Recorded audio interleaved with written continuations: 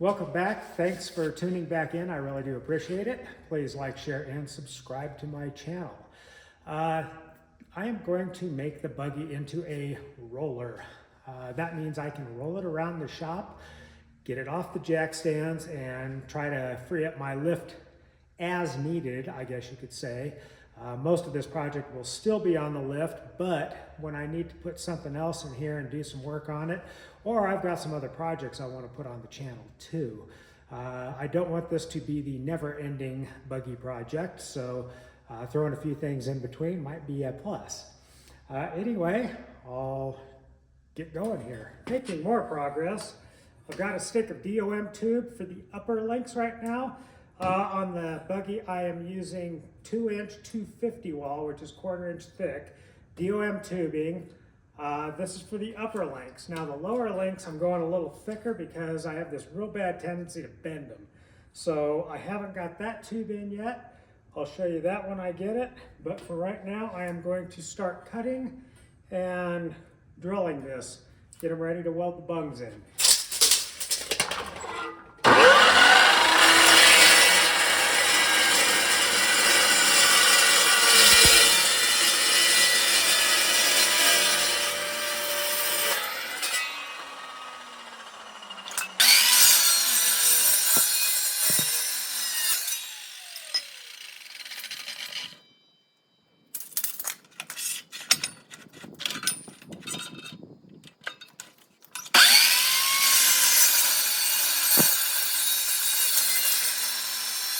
Pilot hole with a 1/4 inch, and then I'll go up to a 3/8 hole. And I go about a 1/2 inch back. Now I'm drilling a 3/8 hole all the way through.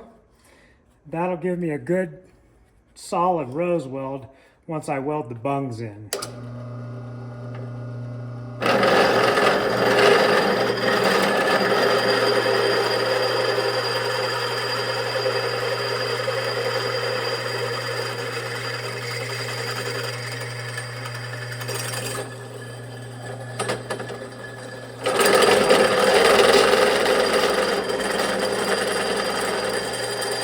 Have to champ for a big angle on this because the bungs are already angled, so you'll get a lot of valley and penetration anyway. I weld these with the joint in so the threads don't warp. It takes a lot to get that heat out far enough to where it would do any damage. So I don't worry about it, but some people say this it's not the right way to do it. I've never had a problem. I have more of a problem if I take the joint out and try to weld it and then try to get the joint back in. They really do like to work the threads. So, to welding we go.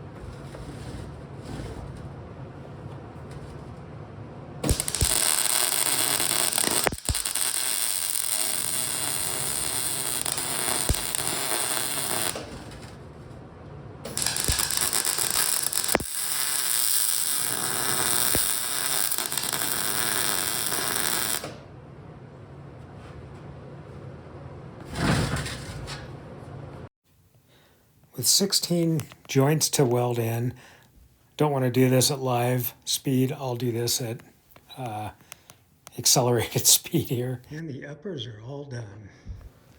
Now I'm doing the lower links. Now these are a little bit longer, but the process is the same as the upper links. The big difference on these is these are a 2 1/4 inch 3/8 wall tube. They're pretty heavy and they're pretty thick.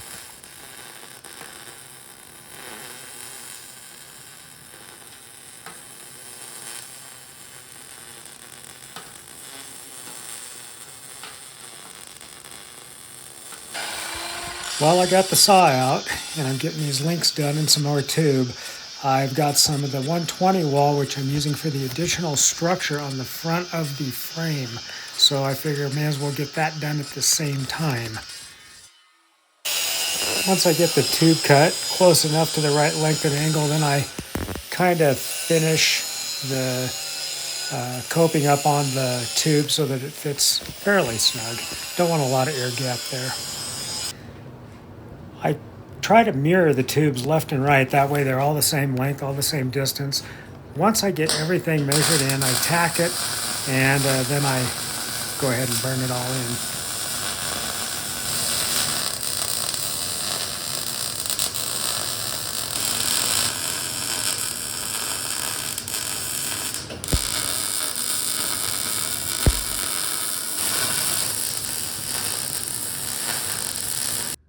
Now I've got my V-bar welded in.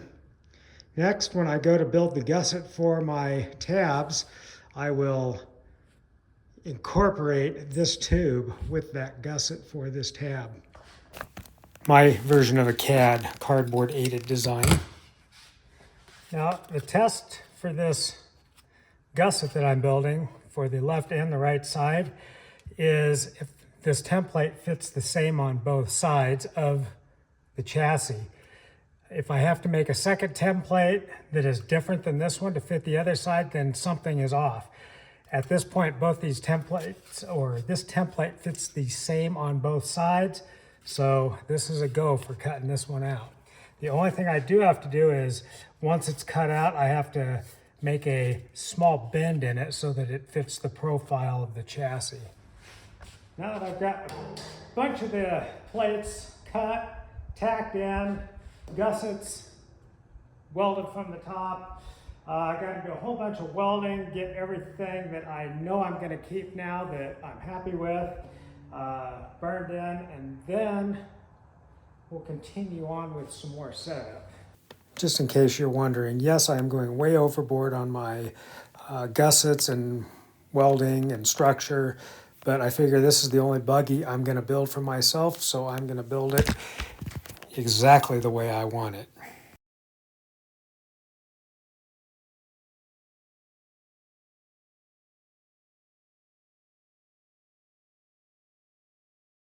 Again, in the overkill mode, lots of weld, lots of metal. This is just my upper shock mounts.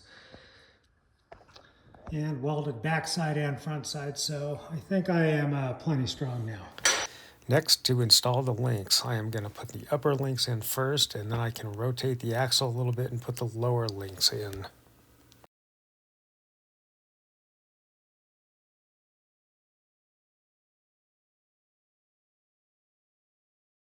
I did find it easier to adjust the height of the chassis a little bit than to try to move the axles up and down. They're heavy and they're hard to move, and the chassis is easy to move. I've got the links in front and rear, and I say in, but they're very basically in. They're just kind of eyeballed to center, kind of eyeballed for the caster. Now I'm going to just take a few minutes and a tape measure and just kind of square things up. I'm going to see if I can set the caster pretty much where I want it. If you look at the lengths in comparison with the belly pan, they're pretty close to even right there. Maybe a little low in the back, but I'll adjust that here in a minute. And that'll give me my ride height as far as the chassis ride height, not with the wheels on it. Once you put the wheels on it, the whole buggy will grow as far as height is. But for now, I want to get my bottom lengths level. My upper lengths go uphill to the differentials.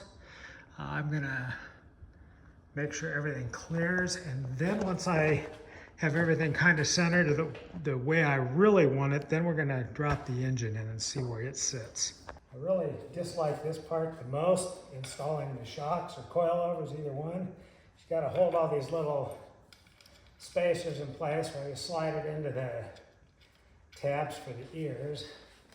And of course, as soon as you make these ears or tabs stronger or put gussets on them, it makes it even harder.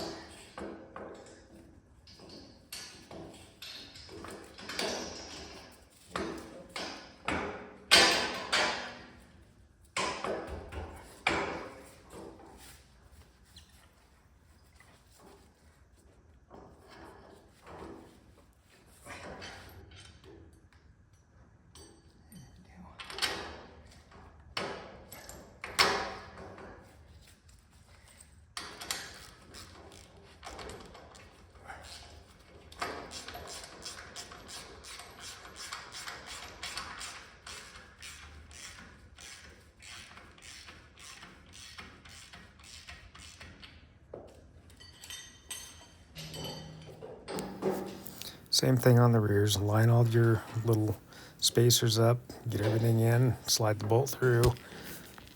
Definitely need 3 hands half the time on this.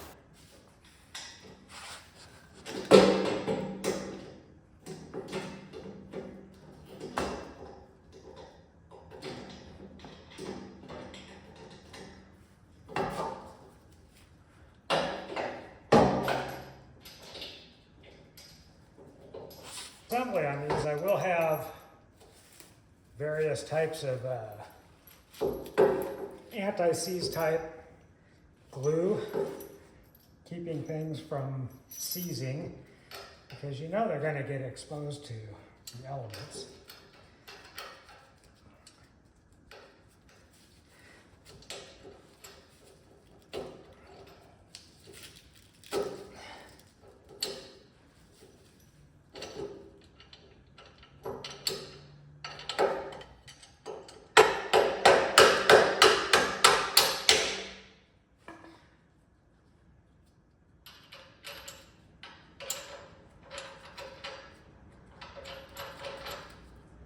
I am kind of at a good place to recheck some geometry and make some adjustments as I need it.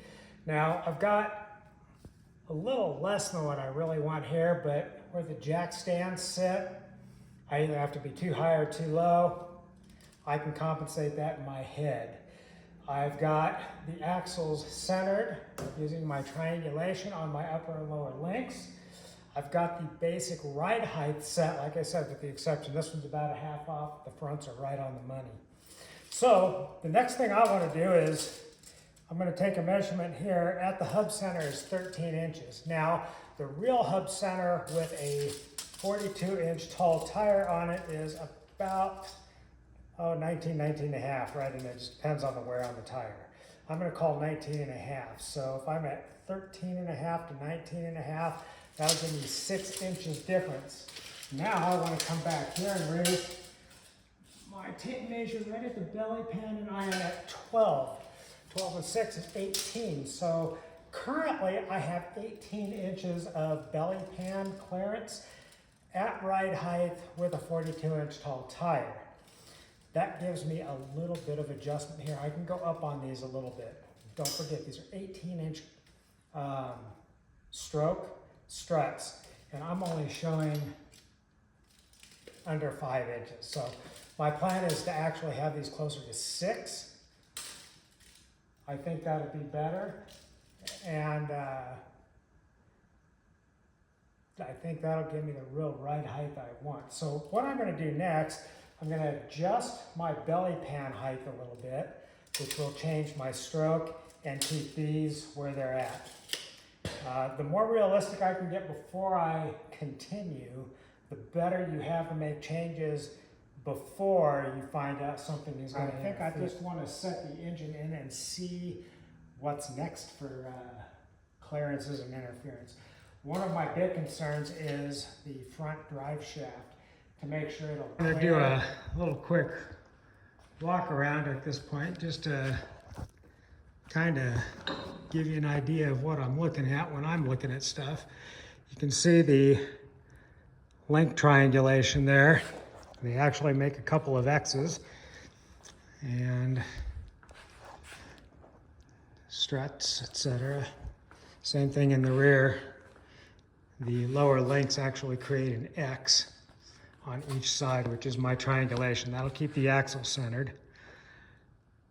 Been cycling some of the suspension now at full squash. You can see we're pretty close there, and the ORIs are within ½ inch of being squished all the way. These have bump stops built in them, so I don't have to worry about bump stops.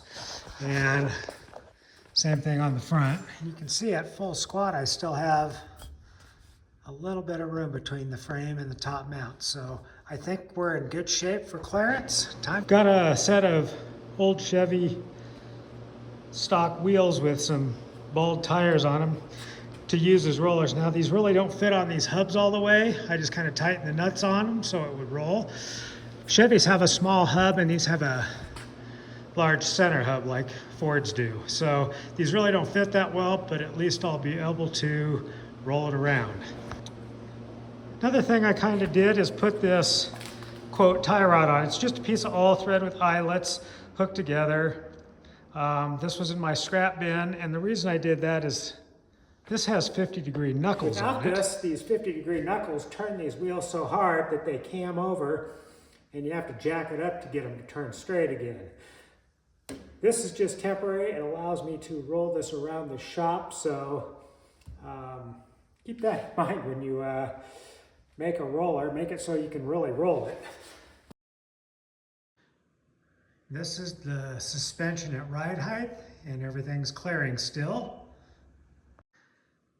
And this is at full extension, and again, everything looks like it's clearing good. So next up, I'm going to do some articulation, but I'm not quite ready for that. I'll have stuff that falls off if I did that right now. I think that'll do it for today. That's a good stopping point. So I've got a lot of little sub-projects on this buggy that I really do want to do. It's kind of like that winch project I did earlier. There's a lot of little things that when you're building these buggies, if you think of and plan it, and not just plan to do it, but when to do it in the project, it can make a big difference in how the project comes together. So I'm going to start interjecting a lot of that too. Anyway, thanks for watching. I really do appreciate it. Please like, share, and subscribe. And now some more four-wheeling.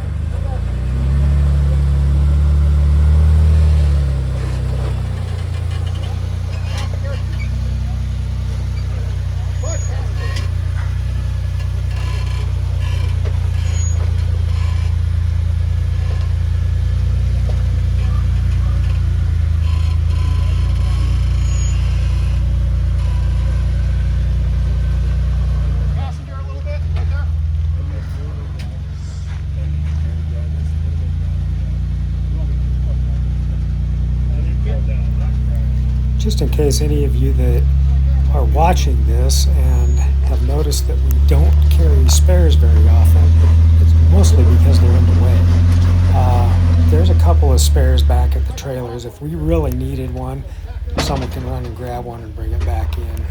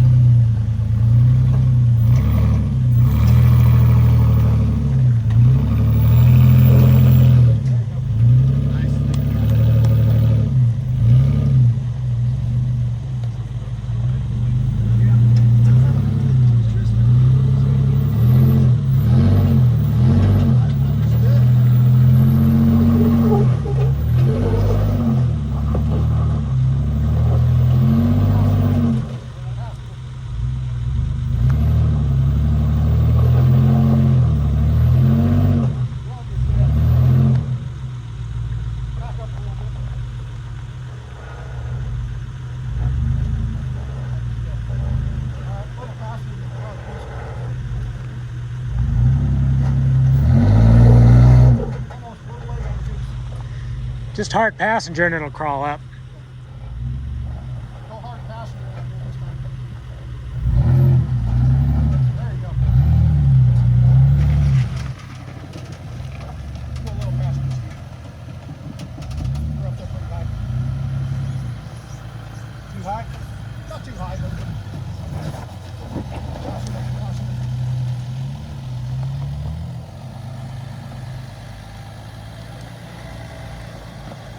There you go. Driver. There you go.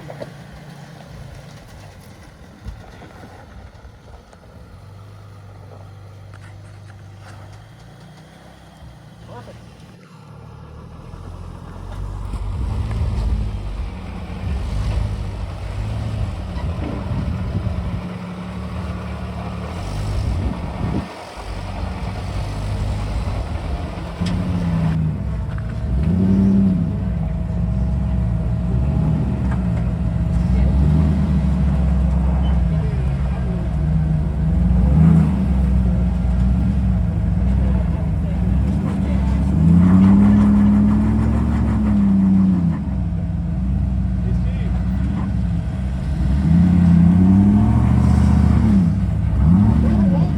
Keep your hands inside the vehicle at all times, sir.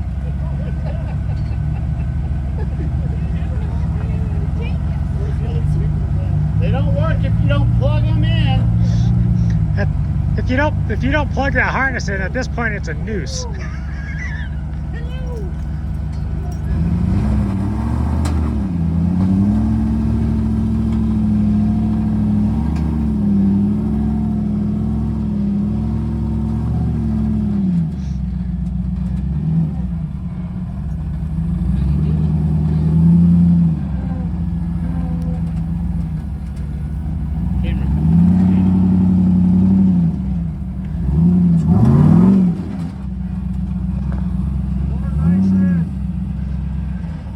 I want to see it hit the bottom.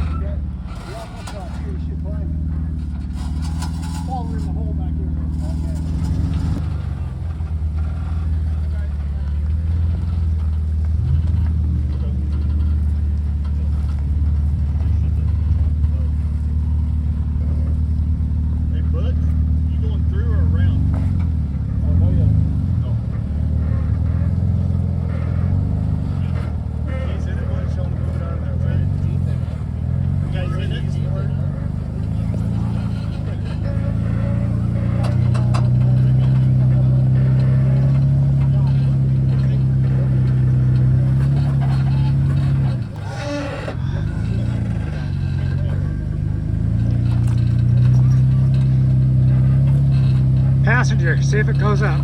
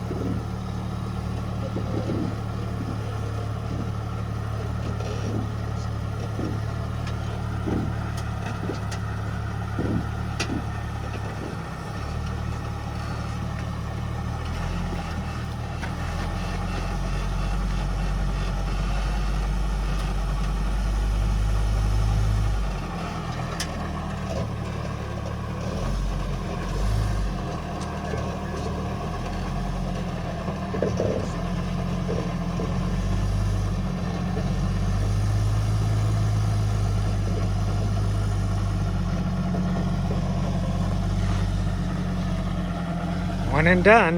Nice job.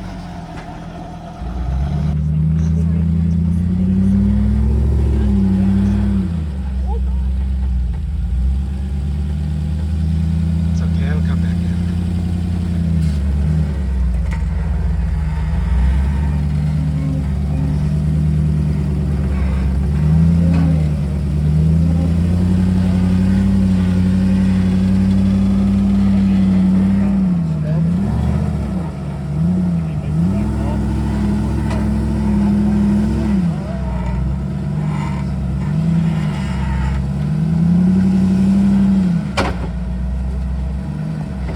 And he's in the hole.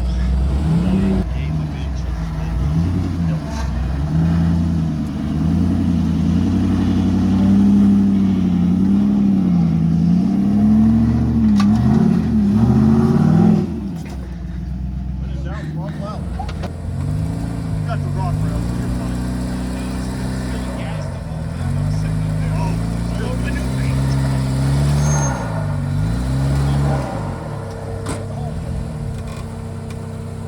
Missed it by about a foot. Just keep going. It'll be fine. Well, there you go.